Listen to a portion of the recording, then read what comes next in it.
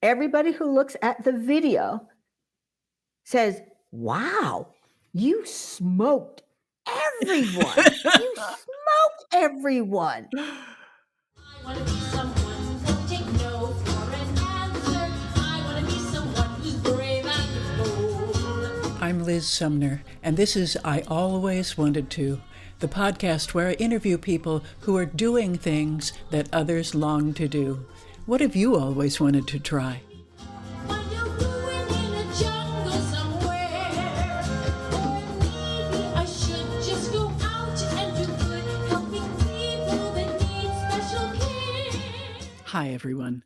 My guest today is a perfect example of why I created this podcast. Madonna Hanna felt a desire to do something at a very young age, and even though many years passed, she never let go of the dream.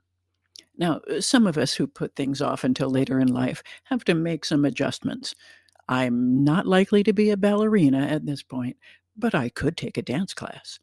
We can get a version of what we always wanted, but maybe not the exact thing we imagined when we were small. That's not the case with Madonna, and she has the medals to prove it. She didn't let injury stop her or the death of her beloved coach. She is serious about sprinting, but you can tell from our laughter that she is enjoying her life. There are some problems early on with her microphone, I apologize, and I hope you agree that her spirit and her stories make it not all that noticeable. On behalf of all of us who watched the Olympics and imagined being a champion athlete, I hope you enjoy this interview. My guest today is speaker, author, and actress Madonna Hanna.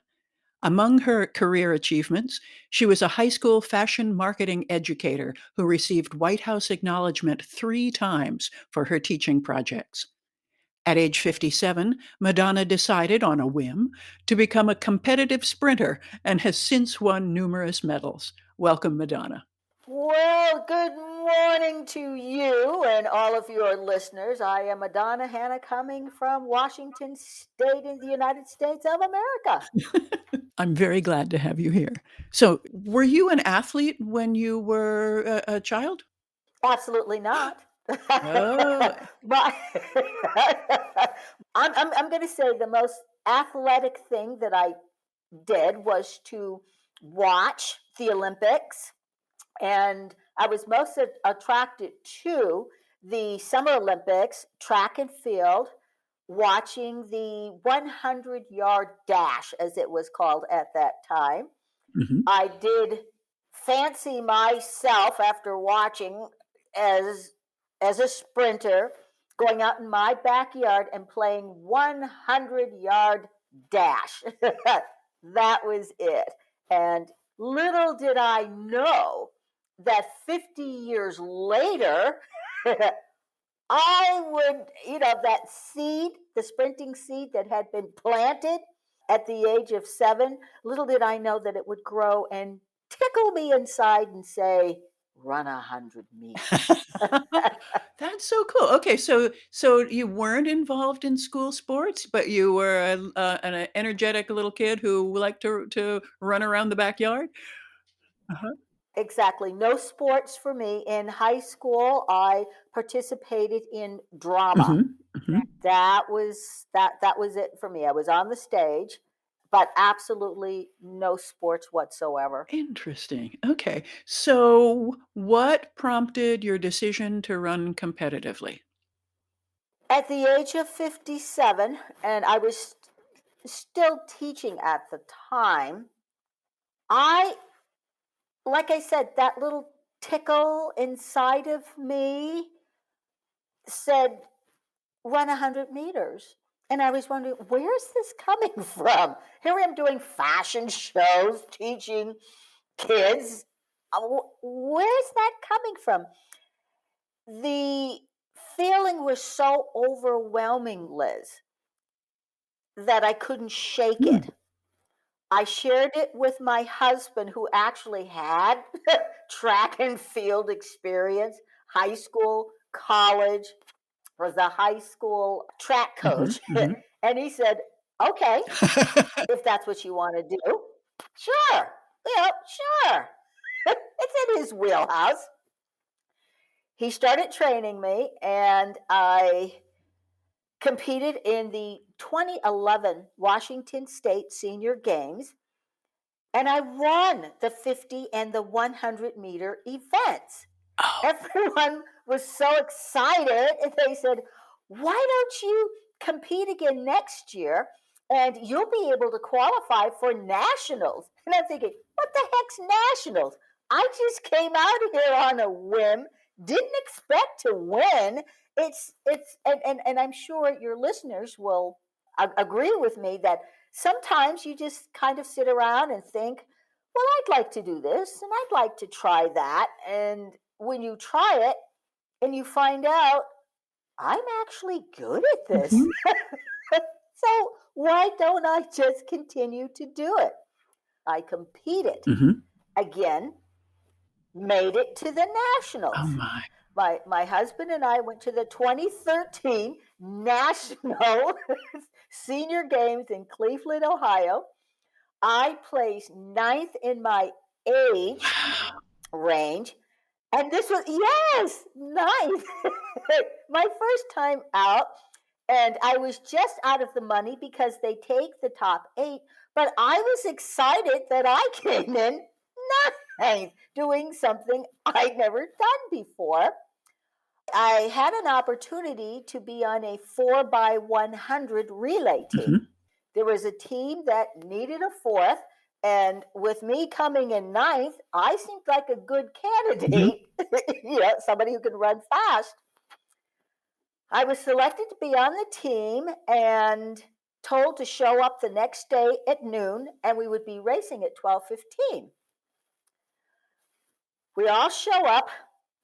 The other ladies who had far more experience than me are all talking about positioning.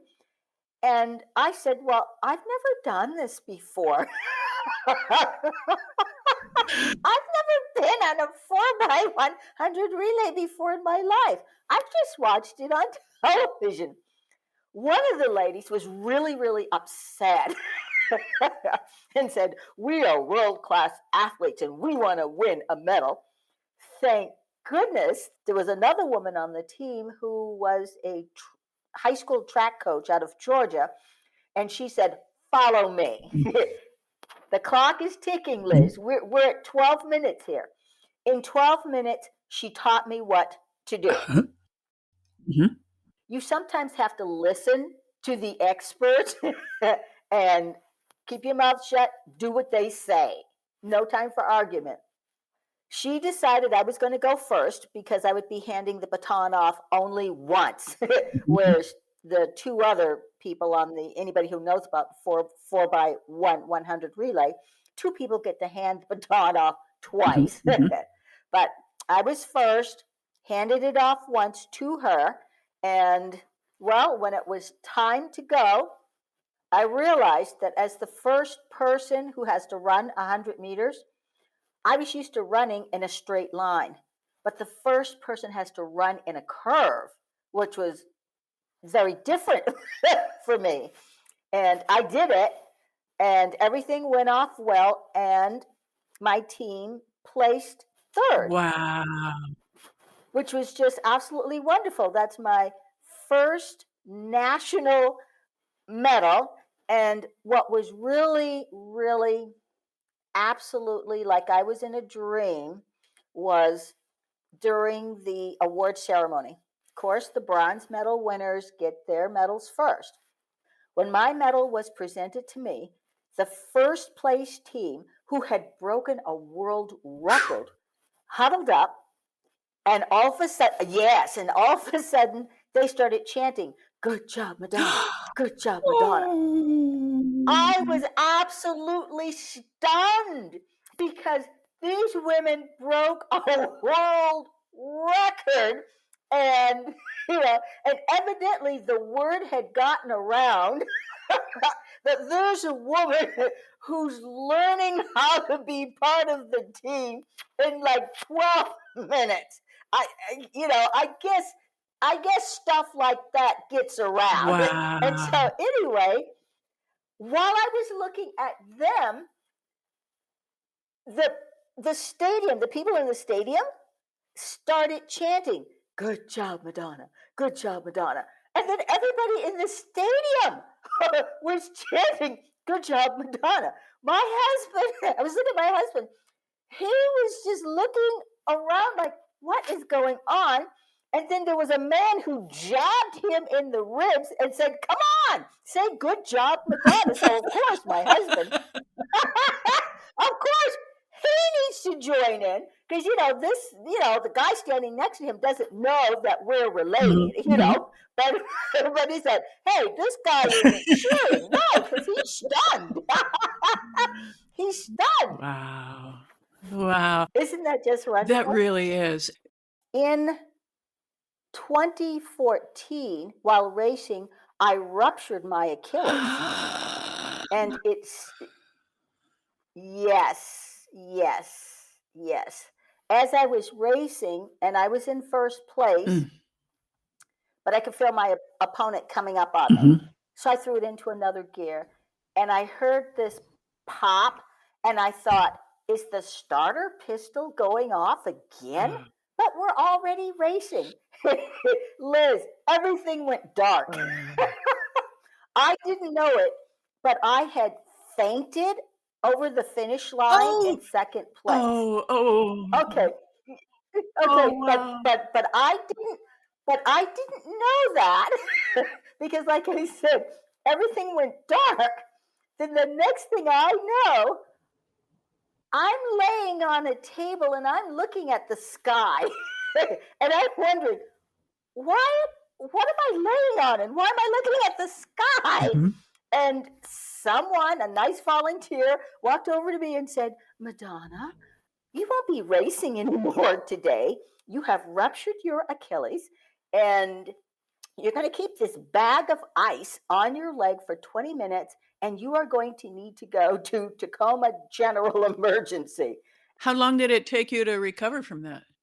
Overall, I'm going to say about 2 years. Ooh. Well, because there was the surgery, and the surgeon told me that because of my age, I might not be able to continue sprinting because I wouldn't have that explosive speed. Ah. Then there was the physical therapy Mhm. after that because you have to wait before you go through physical therapy. Mhm. This happened in July 2014, and I didn't go through physical Okay. therapy until March 2015. And the reason the physical therapy, the rehab is important is because if I had never gone through rehab, I would not have met my new coach, which is the coach that I Ah. that I have now. Tell me about training. What do you do to train? With my new trainer, who is a 26-year-old millennial male who was on Team USA track and field, 400-meter specialist, I train 6 days a week. I see him once a week because he has a very hectic schedule. I see him once a week for an hour, and he leaves me plenty of homework to do. I lift weights twice a week, stationary bike once, rowing twice a week. I do speed work, short distance speed work, long distance speed work. It's a whole variety of things. As I mentioned, my husband was my first coach. He passed away Mm. from his third bout of cancer Oh. in 2018. Mm.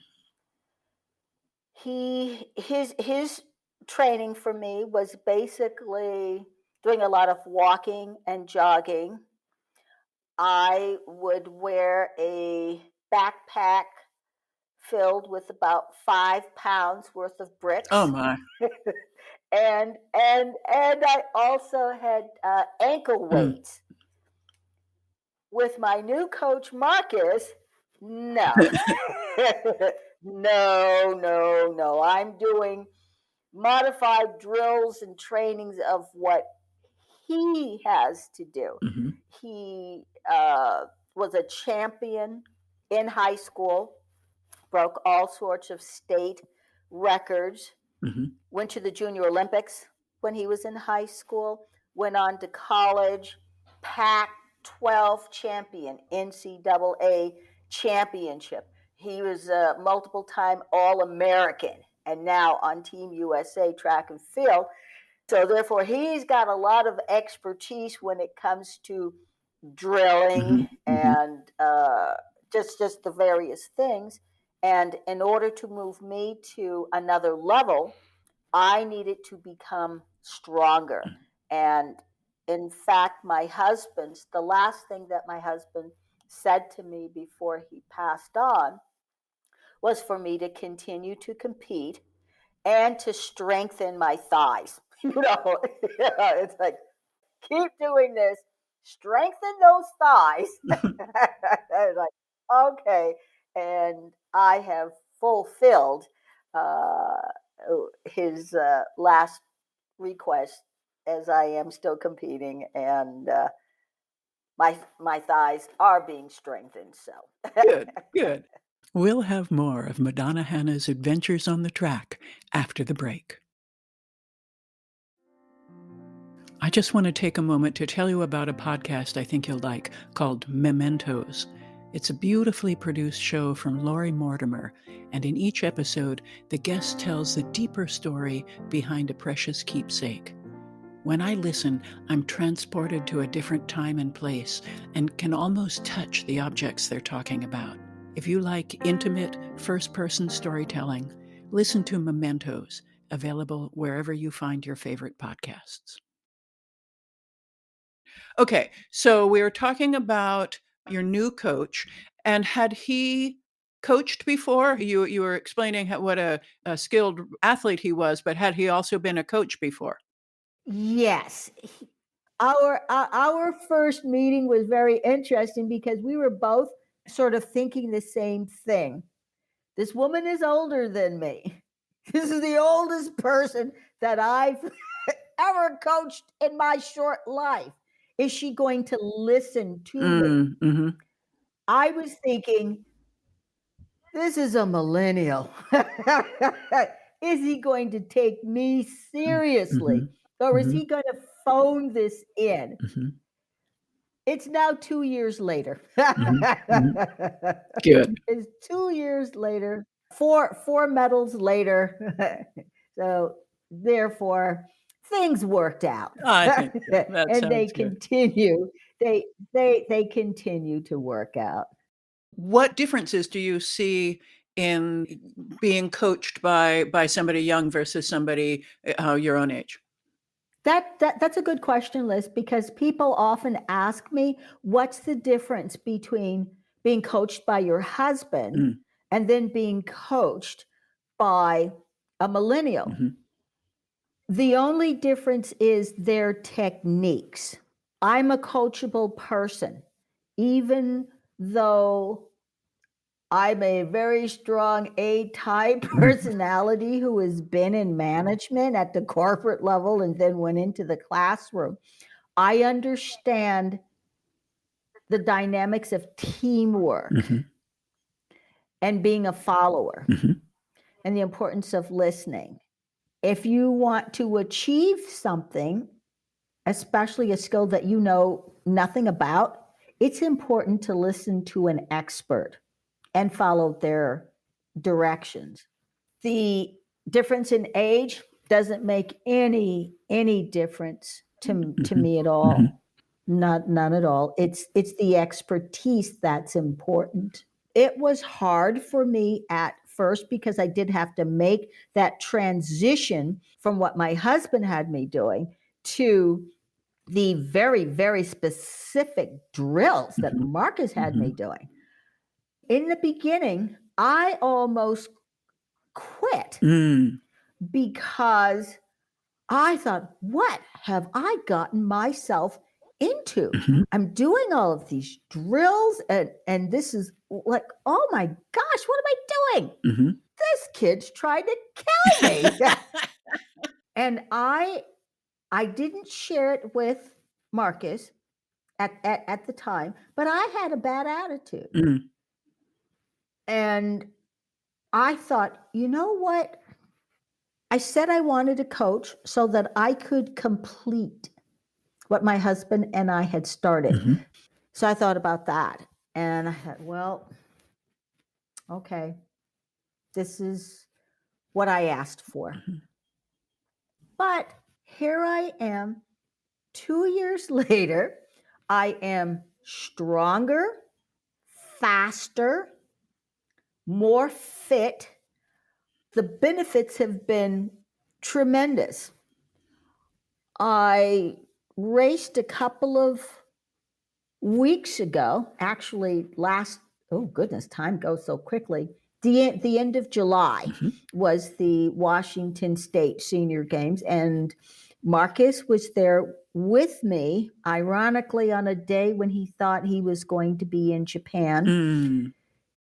And he had an athlete that he had to take care of, that he was responsible for. And I competed in the 50 and the 100 meters. Won. Both? Oh, wow. Yes. Wow. Yes. Wow. Congratulations. Yes. When I watched the video, I could see the difference in my form, and I could see, oh my gosh, the strength training. Everybody who looks at the video says, wow, you smoked everyone. You smoked everyone. Oh, It's that's so cool. how I am now, how I compete now is much different. It is due to Marcus's expertise and my determination Mhm. to do Mhm. all this stuff that I've never done before. Mhm. It is second nature to me now. Training and competing has become a part of my life and lifestyle now. I look forward to me sending you the video so that Yeah. you can see. Yeah, and so with you your can permission, I'll put it on the website so listeners can watch it too. Would that be okay? Oh, yes. Oh, yeah. Oh, yes. Good. Yes. It's quite fascinating to watch because I'm looking at myself like, oh my gosh, look at how far I have come. And since Marcus has been my coach, my 100-meter race was almost 2 seconds faster than my 2019 time. Yes. Yes. And my 50-meter time is almost 2/3 faster. Now, mind you, this is after me rupturing my Achilles and the surgeon saying, this is something I don't think you're ever going to do again. You won't have the explosive speed, and you never know in life. You never know. Do you have other athletes that you train with? Other people around you that you do your rowing and your bicycling and your No. weightlifting with? So it's solitary except when you're with Yes, Marcus? and I've been asked that question many times, and Marcus has been asked that question too, especially especially after people watched me run at this last event. It was like, who do you train with? What? And Mm. it's just me. And Marcus says, usually there is another person or a few more people. Usually that's how it is, but it's Mhm. just been me and Marcus. Do you prefer it that way, or would you be interested in having a few buddies to train with? Right now, it's just easier this way because we're used Mhm. to working with each other. If that's something that he feels would help me more or help this other person, sure. That would be Yeah, I fun. was just imagining you during the time when you're not with Marcus, running with others or lifting weights with some friends. Well, I don't have any friends that lift weights. My friends live say, "What the hell are you doing, Madonna? Why are you putting yourself through this?" Because sometimes I might tell them what I did in a drill. They're like, "What? What? Why are Do you you doing just sort of this?" swing your gold medals in front of them and say, "This is why"? Now they're more at the point of, yeah, that's my friend Madonna. Yeah, Yeah. she can do this. And now they're very, Mhm. this is what my friend can do. Mhm. Mhm. They've more or less gotten over, like, why are you doing this? You could Mhm. be a Mhm. substitute teacher. It's like, well,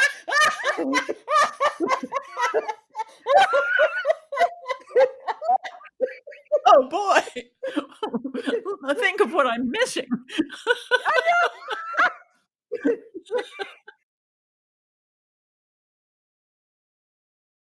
another big difference between training with Marcus and my husband. With my husband, I only ran once a Mm, year. Once a year. Okay, one event. And at the end, I felt like I was walking on my mm, ankles. It was like, I don't want to see a track mhm, again mhm, for another mhm. year. But with Marcus, what I realized was that after I raced, I felt like racing again. Wow. And I'd never felt like that before. And it's because of the training. Think about it. These world class athletes have to run during their season like every Wow. week. That's a lot of wear and tear on the body. That's a lot of strength, endurance, and Mhm. stamina. Well, of course, I didn't know that through my training with Marcus that I was building up my stamina to run more than one or two races. So, what events do you run now, and what are your favorites? I run the 50 and the 100 meters. I tried the 200 once, thought I was going to die. Thought I was going to die. That extra 100 meters, oh my gosh, it's like, oh, why did I say I would do this? But I'm sure if I was trained to do, I would be able to do a better job at it and have a better attitude. So, what is your next challenge? What do you want to reach for? My goal is to receive an individual medal at the National Senior Games. By having Marcus as my coach, he is elevating me so that I can reach that goal. There are a lot of competitors from around the world who compete in the national event. The majority of the people who compete have been Mm, Olympians. Back in the day, mhm, they were mhm, Olympians. They were college mhm. champions. Liz, I'm going to tell you that there are all kind of records that are set by people. I mean, they're just world class athletes.